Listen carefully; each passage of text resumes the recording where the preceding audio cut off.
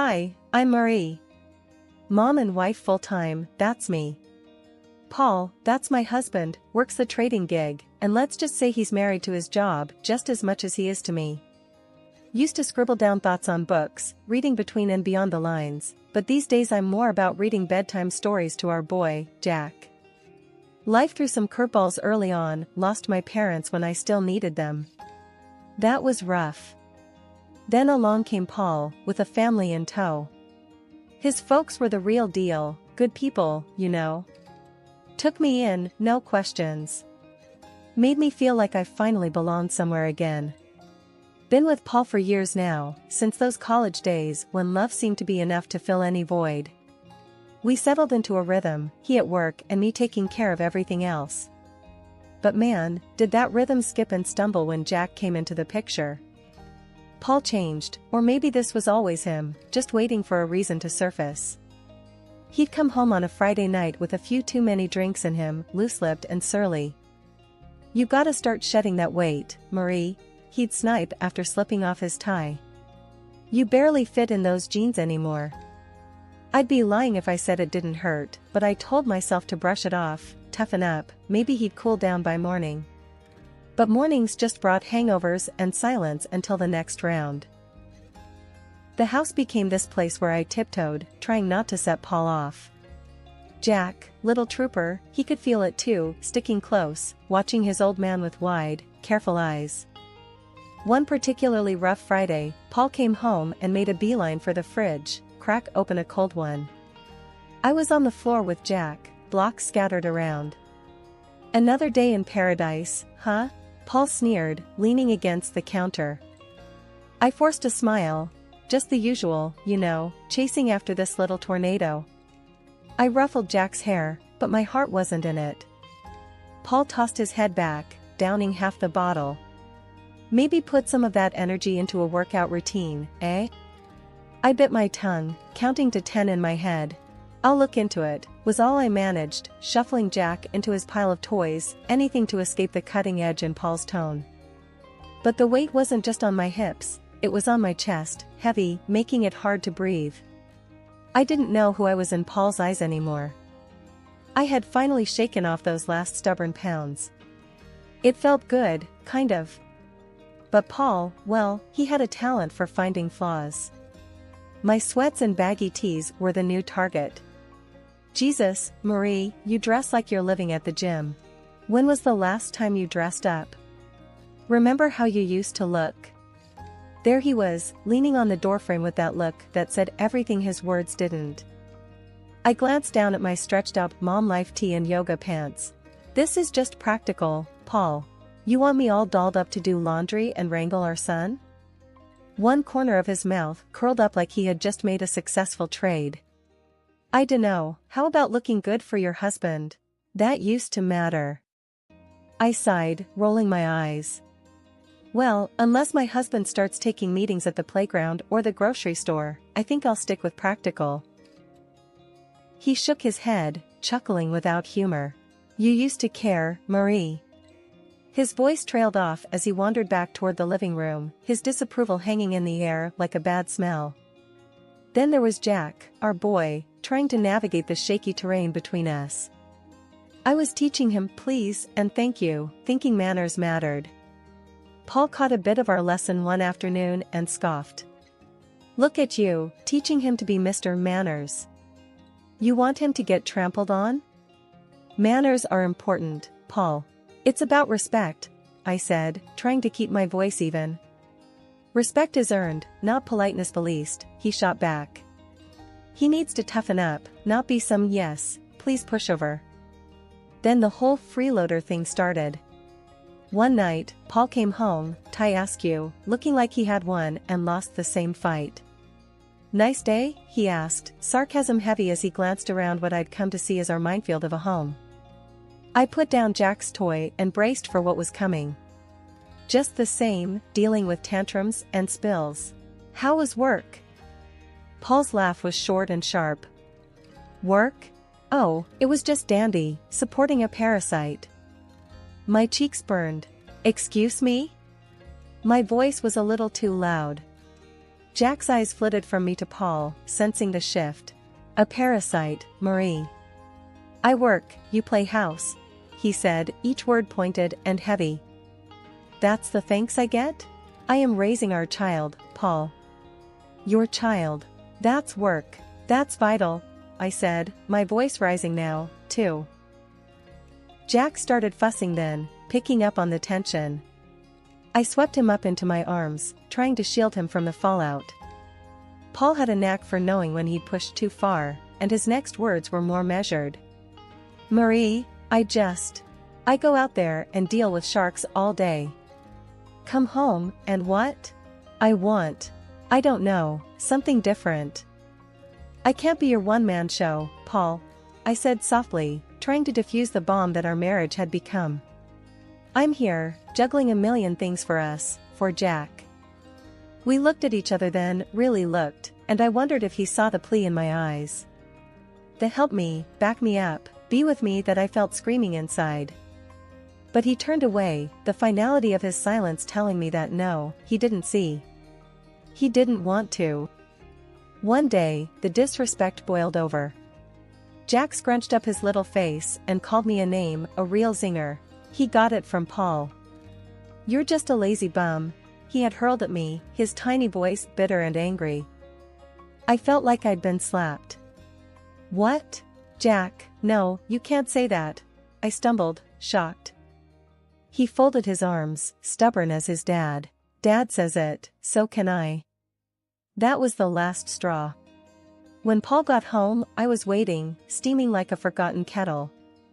You know what your son called me today? I laid into him without waiting for an answer. Paul dropped his keys on the counter and chuckled, clearly not seeing the line had been crossed. What did he say? The truth? He tossed his words over his shoulder as he walked to the fridge, his casualness like acid on my skin. Is that funny to you? I was shouting now, my usual restraint snapped tight as a dry twig. Your son is calling me names. Paul leaned against the kitchen counter, beer in hand, a smirk blooming on his face. Oh, come on, Marie. Kid's gotta learn to stand his ground. I was staring at him, hands balled into fists. By disrespecting his mother? He shrugged, a lazy lift of his shoulders that sent me teetering on the edge. You're too soft on him. Look, he's getting some spine. Spine? My voice shot up another octave. He's learning to be just like you. Paul grinned and ruffled Jack's hair. Ain't that right, champ? I turned to Jack, who was looking at us with eyes that were too old for his face. Jack, listen to me. What you said to me this morning was wrong. You can't talk to people like that. Jack's chin jutted out, defiant and stubborn. But Dad. I don't care what Dad says, you listen to your mom. I cut him off, my heart thudding like a drum. I was desperate for him not to follow in Paul's footsteps. But Paul wasn't letting it go. The boy's gotta learn to speak up. World's not gonna hand him anything. You keep coddling him, he'll end up. I get it, all right? I get it. I cut him off, feeling the weight of his words like a physical thing on my chest. But there's a line. You don't get it, do you? Paul threw up his hands, that ugly smirk still there. Whatever, Marie. You make mountains out of molehills. I turned from him, that burning in my chest now a churning mess. This is not how I want our son to grow up. This disrespect ends now, it ends here. Paul just took a swig of his beer, and I knew, right then, my words were just bouncing off him. I looked at Jack, really looked at him. You apologize to me, now, I said, the power in my voice surprising even me. Jack's eyes darted between me and Paul, but he knew that tone. Sorry, Mom. The word was small, almost lost in the kitchen, but it was there and it was a start. I moved closer to Jack, knelt down so I was eye level with him. Thank you. We treat each other with respect in this house, you got it? Paul snorted behind me, but I ignored him. Jack nodded, a hint of my boy peeking through that new sullen shadow he wore. It was a crack in the wall Paul was building around him, a crack, but also a starting point. I stood up, squared my shoulders. We're going to fix this, Jack. No more name-calling, no more disrespect. We're better than that. I took Jack's hand, and we left the room, leaving Paul and his smugness behind us. I stood there on the sidewalk, my phone shaking in my hand. It was one of those moments where your gut ties up in knots. There, across the street, Paul was laughing it up with some woman. Blonde, curvy, and looking at my husband like he was the last piece of chocolate in the box. My thumb pressed record before I even decided to. The walk home felt a million miles long. A part of me hoped it was a misunderstanding. But deep down, I knew. Back in our kitchen, I threw my keys on the counter. Paul was sitting there with a beer, like he always did, but today the sight of him made me sick. Without a word, I tossed my phone on the table in front of him, the video playing. Care to explain? Paul looked at the screen, his eyes going hard when he saw what was on it. He muted it, placed it calmly on the counter, and then looked straight at me. Yeah, she's beautiful, he said, his voice dripping venom. You used to be like that. I felt the slap of his words, my cheeks flaming with anger, my body tense. So, that's it, huh? You parade around town with some woman while I'm at home? Paul stood up, his chair scraping back against the tile. He was too close now, his voice low and mean. What, you stalking me now, Marie? Can't handle the fact that maybe there's more out there than what's inside these walls? I was reeling, feeling the pieces click together. Cut the crap, Paul. You're cheating. He didn't even flinch. You want to know why, he said, his chest puffing up. Because around her, I'm somebody. Not just the guy who pays the bills or the bad guy 'cause he ain't Mr. Rogers. So that's it? I edged back, feeling the counter dig into my hips. Your family's not enough for you? Paul snorted and grabbed his beer again. It stopped being enough a long time ago. Maybe if you'd have kept up with yourself, I wouldn't have to look elsewhere. The bile rattled in my throat. I'm not the one who promised till death do us part. His laugh was short and punched the air. Those are just words, Marie. They stopped meaning anything to you a long time ago. I should have been crying, but the tears wouldn't come. I was just empty and angry. I gave you everything, Paul. I gave you a son, I made a home for us. And this is how you repay me? He took a long drink, then leaned back against the counter. You gave me a home? Looks like a prison to me.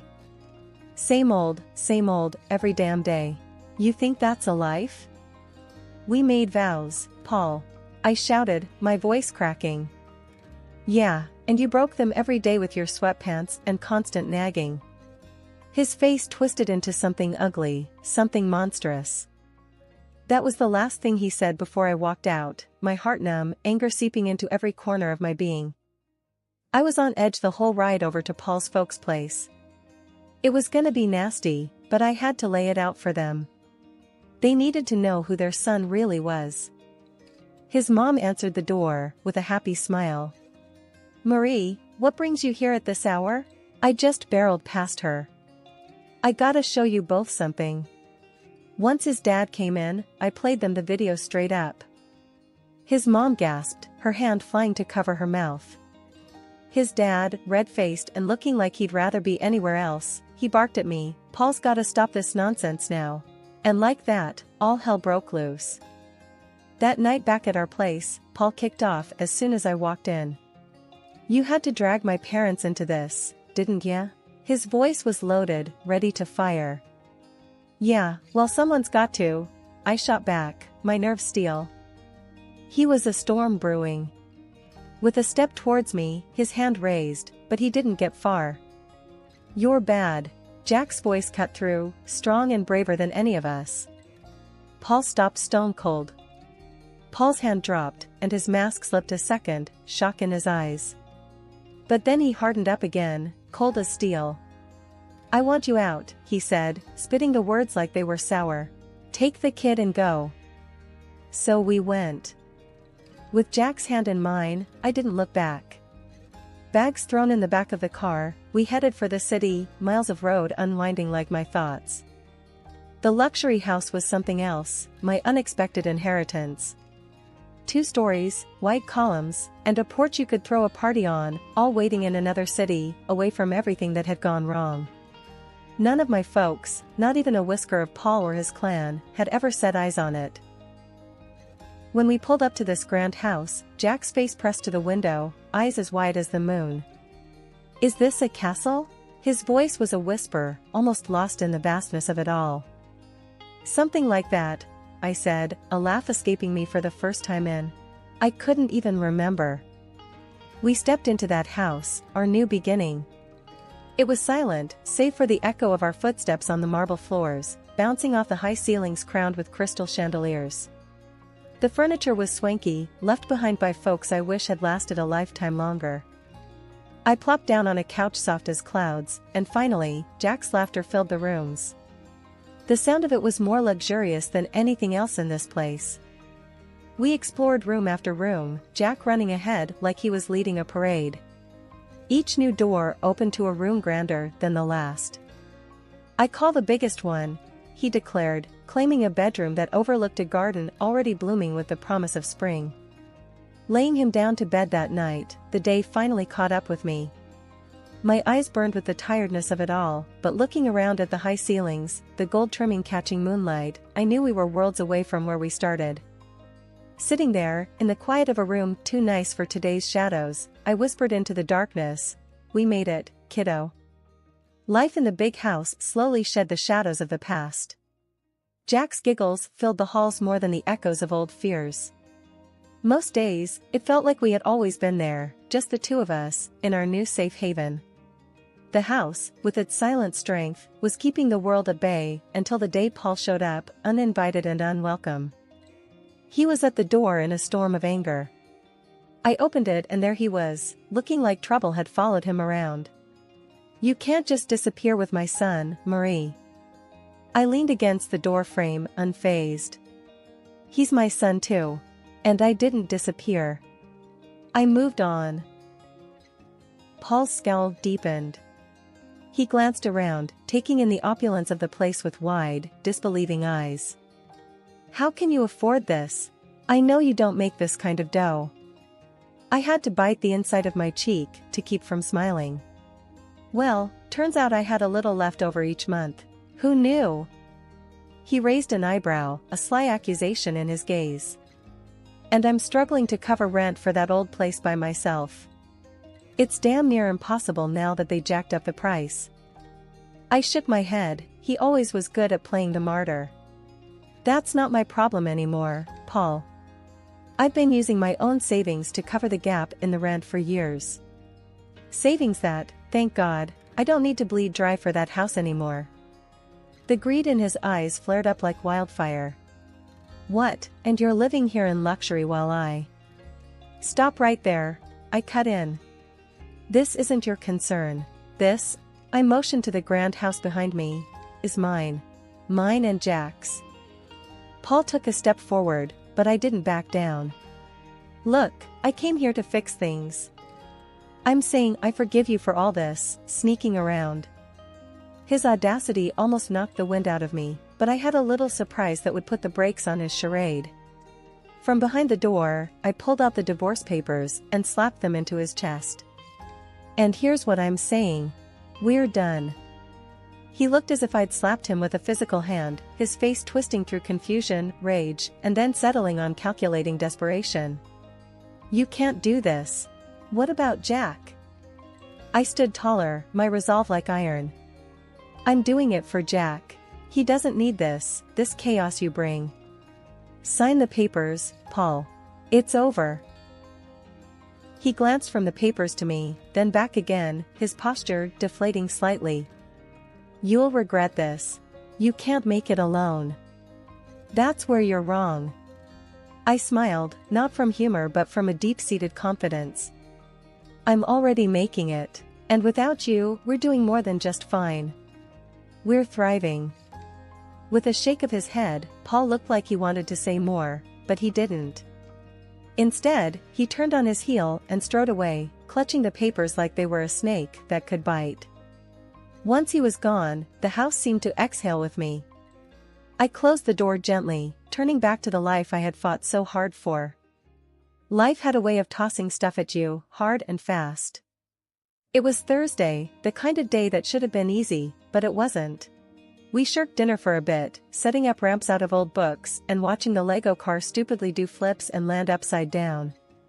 Jack's laugh was infectious, the sort that wiped clean the worry lines off my face. His enthusiasm was a reminder that amid all the crap, there was still good, simple, unadulterated good. Then it came, a banging on the door that made my stomach drop and my face lose all its motherly warmth. Paul had a knack for bad timing and worse entrances. I pulled the door open and there he was, looking like he'd just come from a bar fight or lost a bet.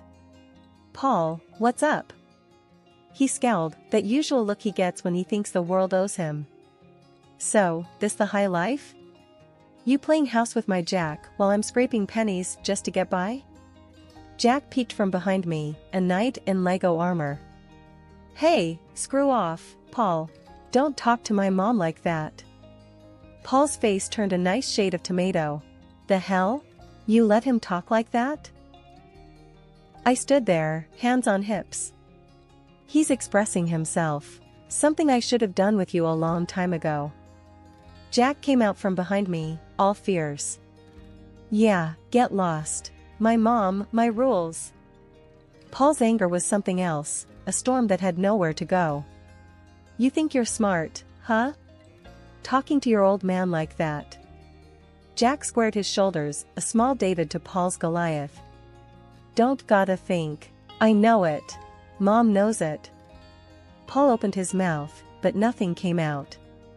There was Jack, staring him down, waiting. This was no place for Paul anymore, no place for his bluster and noise. After a tense moment, Paul shook his head, muttered something under his breath and stormed off the porch. Jack turned to me with this look, the kind of look that said, "We got this." I nodded, all the agreement he needed. We went back to boiling pasta and racing Lego cars. That's how we do it, simple, nothing fancy. We just keep on. I was gabbing on the phone with Miss Dottie, Paul's mom, who was more my family than is now. "Honey, you just holler if there's anything you need, 'kay?" Her voice was always a warm blanket over the line. "We're all good, Miss Dottie. Really, couldn't be better," I assured her, twisting the cord around my finger. She hummed a pleased note. "Just makes my heart full to hear that. Keep on keeping on, you hear?" Frank, her husband, yelled from somewhere behind her. "Tell her that any time she wants to send over some of that lemon meringue, we won't complain." A genuine laugh burst out of me. "Expect a pie on your doorstep soon, Frank." Exchanging a few more pleasantries, we hung up. I shook my head. If someone had told me last year I'd be mining gold from the wreckage of my married life, I would have laughed in their face. Jack pulled on my sleeve, waving his drawing like a five-star general. "Look, Mom. This is our house." I looked down. His scribbles had heart. A big square house and two stick figures, a little one and a tall one, with sloppy grins and a lopsided sun shining down. The swing I'd put up for him stood out in green and brown strokes. "That's us, right?" A dumb question, really, but it made him nod with pride. "And I'm gonna sell my art, make us rich." There was serious conviction behind his toothy smile. "If you do, you're buying me that fancy coffee I've been eyeing?" I nudged him with a wink. He nodded, his expression all business. "Only the best for my mom." And just like that, the knot in my chest loosened a bit more. Sundays were like that, full of little miracles. The thing was, life had done a real number on us, but it was looking up. Paul got slammed by the door he let hit him on his way out. The fancy house he rented to impress his mistress? Turned out to be a couple of sizes too big for his wallet. Now he was cooped up in a tiny apartment, the kind of place his pride wouldn't have let him consider a year ago. And the mistress? She hightailed it the minute his pockets turned up empty and his promises hollow. But that was a tale for some other time. Right now was about Jack and me, and the park we were marching to, hand in hand. We stepped out, and the door clicked shut, a soft full stop to one chapter before immediately kicking off the next. Jack tugged me towards the park, his excitement bubbling over. I didn't glance back at our home, no need. Ahead was everything that mattered, me and my boy, parts of a world that kept on spinning, even when you felt like you'd fallen off.